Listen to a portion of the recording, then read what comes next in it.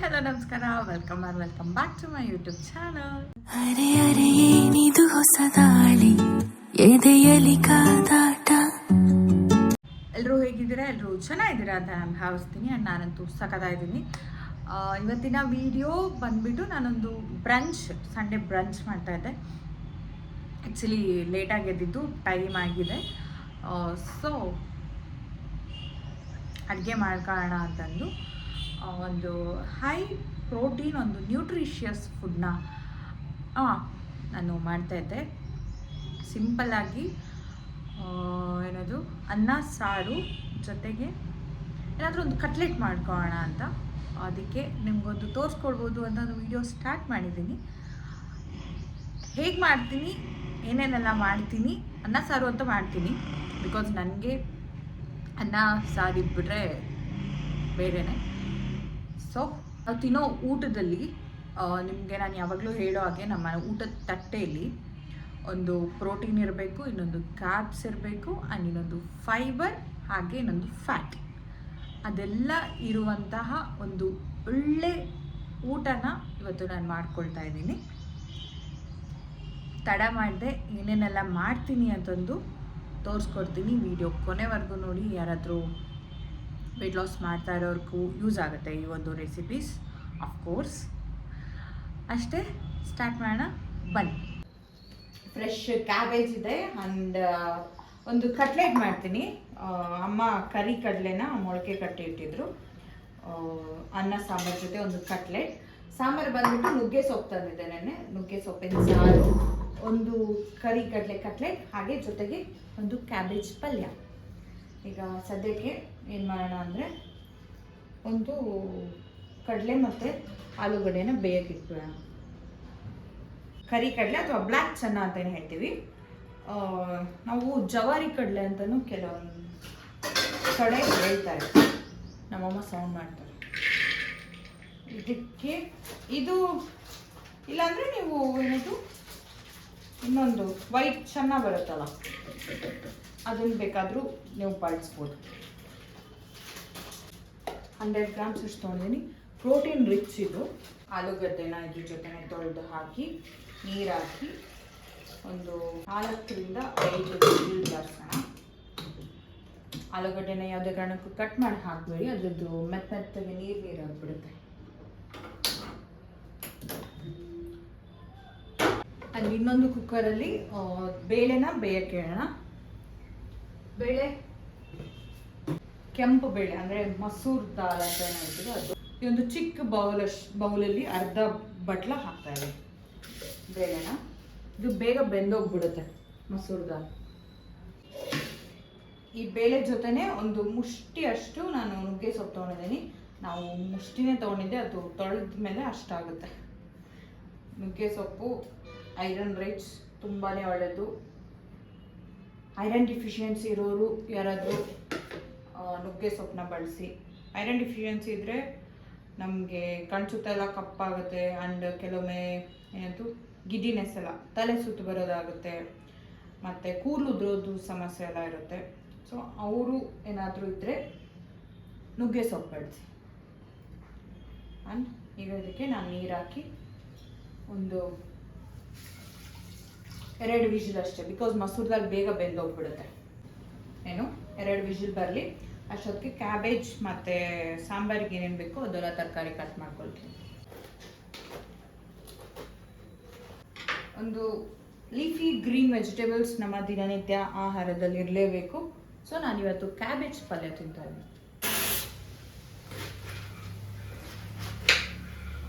ಅಮ್ಮನಿಗೆ ಅನ್ನ ಸಾರು ಜೊತೆ ಏನಾದರೂ ಕಟ್ಲೆಟ್, ಟಿಕ್ಕೀಸ್ ಇದ್ದರೆ ಅಮ್ಮನಿಗೆ ಫುಲ್ ಇಷ್ಟ ಆಗುತ್ತೆ. ಬಿಕಾಸ್ ನಾವ್ಯಾವತ್ತು ಅನ್ನ ಸಾಂಬಾರು ಬರೀ ತಿನ್ನಬಾರ್ದು, ಜಸ್ಟ್ ಅದು ಕಾರ್ಬ್ಸ್ ಆಗ್ಬಿಡುತ್ತಲ್ವ. ಜೊತೆಗೆ ಒಂದು ಪಲ್ಯ, ಒಂದು ಸೈಡ್ ಡಿಶ್ ಆ ಥರ. ನಾನು ಈಗ ಸದ್ಯಕ್ಕೆ ಬೇಕಾಗಿರೋ ತರಕಾರಿ ಎಲ್ಲ ಕಟ್ ಮಾಡಿಕೊಂಡು, ನನ್ನ ಕುಕ್ಕರ್ ಕೂಡ ಬರ್ತಾ ಇದೆ, ಸಿಗ್ತೀನಿ, ಕಾಯ್ತಾ ಇದೆ.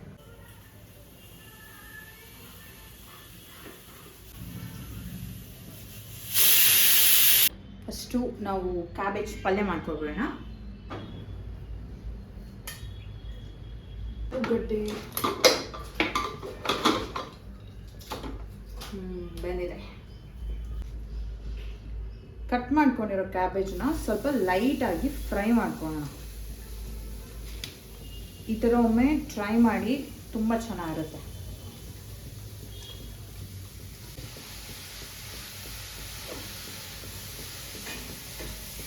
ನೀರಿನ ಅಂಶ ಹೋದ್ಮೇಲೆ ಅದು ಚೂರಾಗುತ್ತೆ. ಏನಾದರೂ ನೀರಿನ ಅಂಶ ಎಲ್ಲ ಹೋಗಿದೆ ಅಲ್ವಾ, ಅದು ಆದಮೇಲೆ ನಾನೊಂದು ಚೂರು ಎಣ್ಣೆ ಹಾಕ್ಕೊಳ್ತಾ ಇದ್ದೀನಿ. ಕೊಬ್ಬರಿ ಎಣ್ಣೆ ಯೂಸ್ ಮಾಡ್ತಾ ಇರೋದು, ಕೋಕೋನಟ್ ಆಯಿಲ್. ಯಾಕೆ ಈ ಥರ ಫ್ರೈ ಮಾಡ್ಕೋಬೇಕಂದ್ರೆ ಕೆಲವೊಬ್ಬರಿಗೆ ಈ ಒಂದು ಕ್ಯಾಬೇಜ್ದು ಹಸಿ ವಾಸನೆ ಇಷ್ಟ ಆಗಲ್ಲ. ಈ ಥರ ಒಮ್ಮೆ ಟ್ರೈ ಮಾಡಿ, ಫ್ರೈ ಮಾಡಿಬಿಟ್ಟು ಪಲ್ಯ ಮಾಡ್ಕೊಳ್ಳೋಕೆ ಮನೆಯಲ್ಲಿರೋ ಎಲ್ರಿಗೂ ಇಷ್ಟಪಟ್ಟು ತಿಂತಾರೆ. ಸ್ವಲ್ಪ ಲೈಟ್ ಗೋಲ್ಡನ್ ಬ್ರೌನ್ ಆಗೋವರೆಗೂ ಫ್ರೈ ಮಾಡಿದ್ರೆ ಆಯಿತು. ಫ್ರೈ ಮಾಡಿಕೊಂಡ್ರೆ ಆಯಿತು.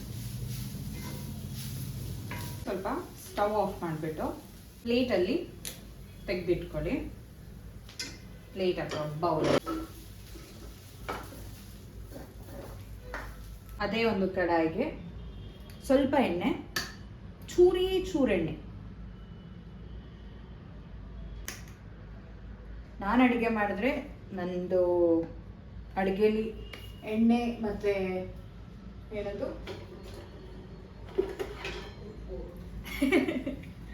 ಉಪ್ಪು ಖಾರ ಮಾಡ್ತೀನಿ, ಸ್ವಲ್ಪ ಲಿಮಿಟಲ್ಲಿರುತ್ತೆ. ಈ ಬೇಳೆ ಬಂದಿದೆ, ಸ್ವಲ್ಪ ಮಸ್ತ್ ಇಟ್ಬಿಡ್ತೀನಿ. ಸಾಸಿವೆ, ಸ್ವಲ್ಪ ಜೀರಿಗೆ, ಹಸಿಮೆಣಸಿನ್ಕಾಯಿ. ಈ ಒಂದು ಹಸಿಮೆಣಸಿನ್ಕಾಯಿ ಲೈಟ್ ಬ್ರೌನ್ ಆದಮೇಲೆ, ಬೆಂದ ಮೇಲೆ ನಾವು ಹುರ್ಕೊಂಡಿರೋ ಕ್ಯಾಬೇಜ್ನ ಸೇರಿಸ್ಬೇಕು.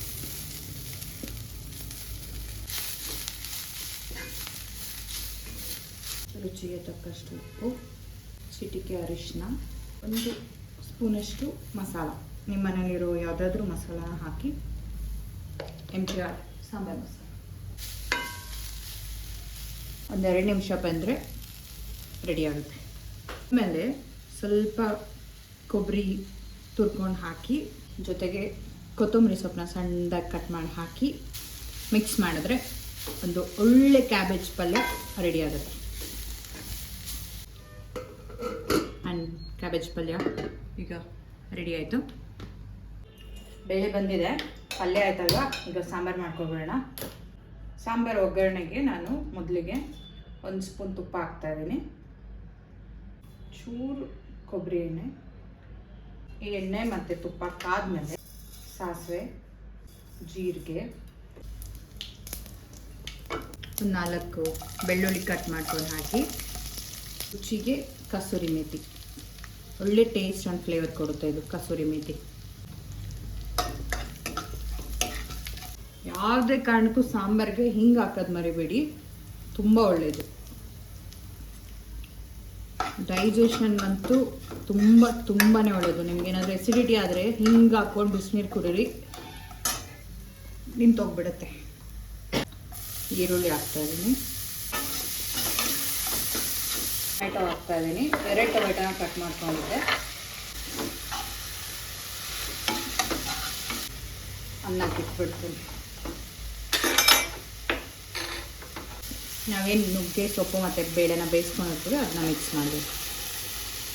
ಚೆನ್ನಾಗಿ ನೀರು ಹಾಕಿ, ನಿಮಗೆ ಯಾವ ಕನ್ಸಿಸ್ಟೆನ್ಸಿ ಅಂದರೆ ಎಷ್ಟು ಅಳತೆ ತಕ್ಕಂಗೆ ನೀರು ಮಿಕ್ಸ್ ಮಾಡ್ಕೊಳ್ಳಿ. ರುಚಿಗೆ ತಕ್ಕಷ್ಟು ಉಪ್ಪು,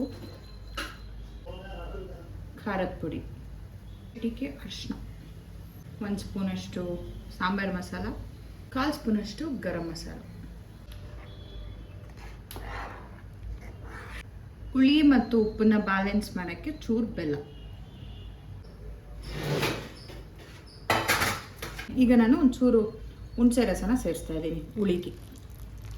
ಚೆನ್ನಾಗಿ ಕುದ್ರೆ ಒಂದೊಳ್ಳೆ ನುಗ್ಗೆ ಸೊಪ್ಪು ಬೇಳೆ ಸಾರು ರೆಡಿ ಆಗುತ್ತೆ.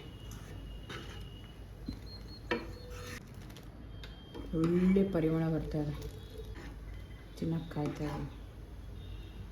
ನನ್ನ ಸಾಂಬಾರು ಆಲ್ಮೋಸ್ಟ್ ಆಗಿದೆ 90%. ಈಗ ನಾನು ಮೇಲ್ಗಡೆ ಚೂರು ಚಿಕ್ಕದಾಗಿ ಕಟ್ ಮಾಡಿಕೊಂಡು ಕೊತ್ತಂಬರಿ ಸೊಪ್ಪನ್ನ ಹಾಕ್ತಾಯಿದ್ದೀನಿ. ಆದರೆ ನಮ್ಮ ಸಾಂಬಾರು ರೆಡಿ ನೋಡಿ.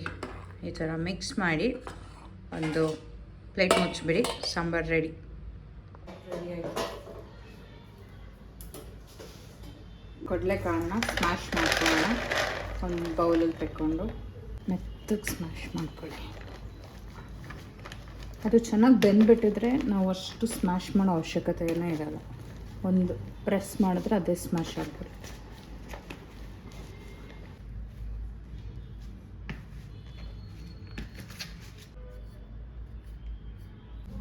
ಆಲೂಗಡ್ಡೆ ಸಿಪ್ಪೆ ತೆಗೆದು ಇದಕ್ಕೆ ಜೊತೆ ಮಿಕ್ಸ್ ಮಾಡ್ಕೋಬೇಕೀಗ. ಚೆನ್ನಾಗಿ ಮಿಕ್ಸ್ ಮಾಡ್ಕೊಳ್ಳಿ. ಸಣ್ಣದಾಗಿ ಕಟ್ ಮಾಡ್ಕೊಂಡಿರೋ ಹಸಿಮೆಣಸಿನ್ಕಾಯಿ, ಒಂದು ಅರ್ಧ ಸಣ್ಣದಾಗಿ ಕಟ್ ಮಾಡ್ಕೊಂಡಿರೋ ಈರುಳ್ಳಿ, ಒಂಚೂರು ಕೊತ್ತಂಬರಿ ಸೊಪ್ಪು, ಚಿಟಿಕೆ ಶುಂಠಿ ಬೆಳ್ಳುಳ್ಳಿ ಪೇಸ್ಟ್, ಅರಶಿನ, ತಕ್ಕಷ್ಟು ಉಪ್ಪು, ಸ್ವಲ್ಪ ಸ್ಪೈಸಿ ಇರಲಿ ಅಂತ ಗಾಂಧಾರಿ ಮೆಣಸಿನ ಪುಡಿ, ಒಂದು 2 3 ಟೇಬಲ್ ಸ್ಪೂನ್ ಓಟ್ಸ್ ಪೌಡರ್, ಒಂದು 4 ಕಾಳು ಜೀರಿಗೆ, ಫ್ಲೇವರ್ಗೋಸ್ಕರ ಒಂದು ಸ್ವಲ್ಪ ಕರಿ ಎಣ್ಣೆ. ಇದನ್ನೆಲ್ಲ ಈಗ ಚೆನ್ನಾಗಿ ಮಿಕ್ಸ್ ಮಾಡ್ಕೋಬೇಕು. ಗಟ್ಟಿಯಾಗಿ ಒಂದು ಚಪಾತಿ ಹಿಟ್ಟಿನ ಅದಕ್ಕೆ ಕಲಿಸ್ಕೊಳ್ಳಿ. ನಿಮಗೆ ಮಸಾಲ ಫ್ಲೇವರ್ ಇಷ್ಟ ಆಗುತ್ತೆ ಅಂದರೆ ಒಂಚೂರು ಮ್ಯಾಗಿ ಮಸಾಲ ಹಾಕ್ಕೊಳ್ಳಿ. ಮಸಾಲ ಚೆನ್ನಾಗಿರುತ್ತೆ. ಈ ಒಂದು ಅದಕ್ಕೆ ಕಲಿಸ್ಕೊಂಡು ನಿಮಗೆ ಯಾವ ಶೇಪಲ್ಲಿ ಒಂದೊಂದು ಉಂಡೆ ಮಾಡಿಕೊಂಡು ಯಾವ ಶೇಪಲ್ಲಿ ಬೇಕೋ ಆ ಶೇಪಲ್ಲಿ ನೀವು ಕಟ್ಲೆಟ್ನ ಮಾಡ್ಕೋಬೋದು. ಈ ಥರ ಉಂಡೆ ಮಾಡಿ ಜಸ್ಟ್ ಒಂದು ಹಿಂಗೆ ಮಾಡಿದ್ರೆ ಒಂದು ರೌಂಡ್ ಶೇಪ್ ಮಾಡಿಕೊಂಡು, ನಾನು ಸ್ವಲ್ಪ ಓಟ್ಸ್ ಇದರಲ್ಲಿ ಹಿಂಗೆ ಏನು ಮಾಡ್ತೀನಿ ಅಂದರೆ ಜಸ್ಟ್ ಹಿಂಗೆ ಏನದು ಮೇಲ್ಗಡೆ ಒಂದು ಫ್ಲೇವರ್ಗೆ ಡಿಪ್ ಮಾಡ್ತಾಯಿದೆ. ನೀವು ಬೇಕಾದರೆ ಬ್ರೆಡ್ ಕ್ರಮ್ಸಲ್ಲಿ ಡ್ರಿಪ್ ಮಾಡ್ಕೋಬೋದು. ಚೆನ್ನಾಗಿರುತ್ತೆ. ಈ ಥರ ಕ್ರಂಚಿ ಆಗಿರುತ್ತೆ.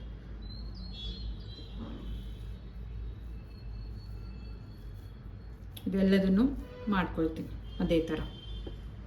ಈ ಥರ ಒಂದು ಓಟ್ಸ್ ಪೌಡರಲ್ಲಿ ಡಿಪ್ ಮಾಡಿ ರೆಡಿ ಮಾಡಿಕೊಂಡು ಒಂದು 10 ನಿಮಿಷ ಇದನ್ನು ಸೆಟ್ ಆಗೋಕ್ಕೆ ಬಿಡಬೇಕು. ಸೊ ಪಲ್ಯ ಆಗಿದೆ, ಸಾಂಬಾರಾಗಿದೆ, ಹಸು ಆಗಿದೆ.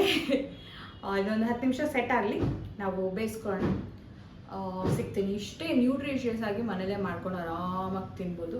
ತುಂಬ ಜನ ಕೇಳ್ತಾಯಿದ್ರು ಡೈಲಿ ರೆಸಿಪೀಸ್ ಮಾಡಿ, ವೆಯ್ಟ್ ಲಾಸ್ ರೆಸಿಪೀಸ್ ಮಾಡಿ ಅಂತ. ನನಗೆ ಸ್ವಲ್ಪ ಟೈಮ್ ಆಗ್ತಾಯಿಲ್ಲ, ಹಾಗಾಗಿ ಇವತ್ತು ಸಂಡೇ ಆಗಿರೋದ್ರಿಂದ ನಾನು ಅಡುಗೆ ಮಾಡ್ಕೊಳ್ತಿದ್ನಲ್ಲ, ನಿಮಗೂ ಒಂದು ಸ್ವಲ್ಪ ಯೂಸ್ಫುಲ್ ಆಗಲಿ, ನಿಮಗೂ ಹೆಲ್ಪ್ ಆಗುತ್ತೆ ಅನ್ನೋ ಕಾರಣಕ್ಕೆ ನಾನು ಒಂದು ರೆಸಿಪಿ ತೋರಿಸ್ಕೊಟ್ಟಿದ್ದು. ಈಗ ಇದನ್ನು ಮಾಡ್ತಾ ನಾನು ಸಿಗ್ತೇನೆ. ಅಮ್ಮಂಗೆ ಚಿಲ್ಲಿ ಫ್ರೈ ಅಂತೆ, ಸೊ ನಾನೊಂದೆರಡು ಮೆಣಸಿನ್ಕಾಯಿ ಕೂಡ ಫ್ರೈ ಮಾಡ್ತಾಯಿದ್ದೆ. ಸ್ವಲ್ಪ ಉಪ್ಪು ಮತ್ತು ಜೀರಿಗೆನ ಫಿಲ್ ಮಾಡಿಬಿಟ್ಟು ಈಗ ಇದು ಸೆಟ್ ಆಗಿದೆ. ಸೊ ನಾನು ಒಂದು ಪ್ಯಾನ್ ಇಟ್ಬಿಟ್ಟು ಇದಕ್ಕೆ ಎಣ್ಣೆ ಹಾಕಿ ಕಟ್ಲೆಟ್ನ ಬೇಯಿಸ್ಕೊಳ್ಳೋಣ. ಚುರುಕ್ಸೋಕ್ಕೆ ಒಂದು ಸಲ ನನ್ನ ಅಕ್ಕ ಈ ಪಾತ್ರೆಗಳೆಲ್ಲ ಕೊಡಿಸಿ ತುಂಬ ಯೂಸ್ ಆಗಿದೆ. ಎಣ್ಣೆ ಸ್ವಲ್ಪ ಮಿನಿಮಲ್ ಆಗಿ ಇರಲಿ, ಬಿಕಾಸ್ ಕಟ್ಲೆಟ್ ಮಾಡ್ತಾ ಇರೋದು ವಡೆ ಅಲ್ಲ. ನೋಡಿ ಎಷ್ಟು ಚೆನ್ನಾಗಿ ಸೆಟ್ ಆಗಿರ್ತದೆ. ಇದ್ರಲ್ಲಿ ಹಾಕಿಬಿಟ್ಟು ಚೆನ್ನಾಗಿ ಬೇಯಿಸ್ಕೊಂಬಿಟ್ರೆ ಒಂದು ಒಳ್ಳೆ ಹೈ ಪ್ರೋಟೀನ್ ಬ್ಲ್ಯಾಕ್ ಚನ್ನ ಪೊಟ್ಯಾಟೊ ಕಟ್ಲೆಟ್ ರೆಡಿ ಆಗಿಬಿಡುತ್ತೆ. ಬೇಕಾದರೆ ಎಣ್ಣೆ, ತುಪ್ಪ, ಬೆಣ್ಣೆ ಏನಾದರೂ ಹಾಕಿ ಇದನ್ನು ಬೇಯಿಸ್ಕೋಬೋದು. ನೋಡಿ, ಯಾವುದೇ ಕಾರಣಕ್ಕೂ ಅದು ಕಿತ್ತೋಗಲ್ಲ. ನಾವು ಒಂದು ಮಾಡ್ಕೊಳ್ಳೋ ಒಂದು 5-10 ನಿಮಿಷ ಮುಂಚೆ ಸೆಟ್ ಮಾಡೋಕ್ಕೆ ಇಟ್ಟರೆ, ಈ ಥರ ರೆಡಿ ಮಾಡಿ ಪ್ಯಾಟೀಸ್ ಥರ ಮಾಡಿ ಇಟ್ಟರೆ, ಇಲ್ಲ ಇಮ್ಮಿಡಿಯೇಟ್ ನಾವು ಕಲಸಿ ಹಂಗೆ ಮಾಡಿಬಿಟ್ರೆ ಅರ್ಧೋಗ್ಬಿಡುತ್ತೆ. ಕಿತ್ತೋಗ್ಬಿಡುತ್ತೆ, ಪೀಸ್ ಆಗಿಬಿಡುತ್ತೆ. ಆರಾಮಾಗಿ ತಿರುಗಿಸ್ಬೋದು, ಯಾವುದೇ ಕಾರಣಕ್ಕೂ ಅರ್ಧೋಗಲ್ಲ.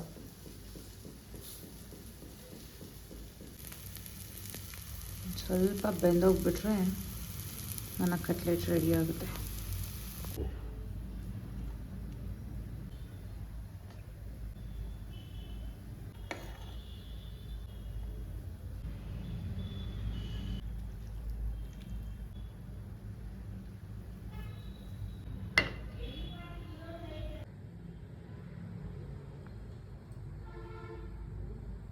ನೋಡಿದ್ರಲ್ವಾ, ಇಷ್ಟೇ. ಆ್ಯಂಡ್ ಇಷ್ಟು ಆರೋಗ್ಯಕರವಾಗಿ ನಾವು ಟೈಮ್ ಕೊಟ್ಟು ಒಂದು ಅರ್ಧ ಮುಕ್ಕಾಲು ಗಂಟೆ ಟೈಮ್ ಕೊಟ್ಟು ನಮಗೆ ನಾವು ಮಾಡ್ಕೊಂಡು ತಿಂದಿಲ್ಲ ಅಂದರೆ ಮುಂದೆ ನಮ್ಮ ಕಾಯಿಲೆಗೆ ಟೈಮ್ ಕೊಡಬೇಕಾಗುತ್ತೆ. ಅಂದರೆ ಹಾಸ್ಪಿಟ್ಲಲ್ಲಿ ಓಡಾಡಿ ಆ ಥರ ನಾವು ಮುಂದೆ ಟೈಮ್ ಕೊಡಬೇಕಾಗುತ್ತೆ. ಈಗ ನಮ್ಮ ಆರೋಗ್ಯನ ನಾವು ಚೆನ್ನಾಗಿ ನೋಡ್ಕೊಂಡಿಲ್ಲ ಅಂದರೆ ಸೊ ಹೆಲ್ದಿಯಾಗಿರಿ, ಒಳ್ಳೆ ಊಟ ಮಾಡಿ ಚೆನ್ನಾಗಿರಿ.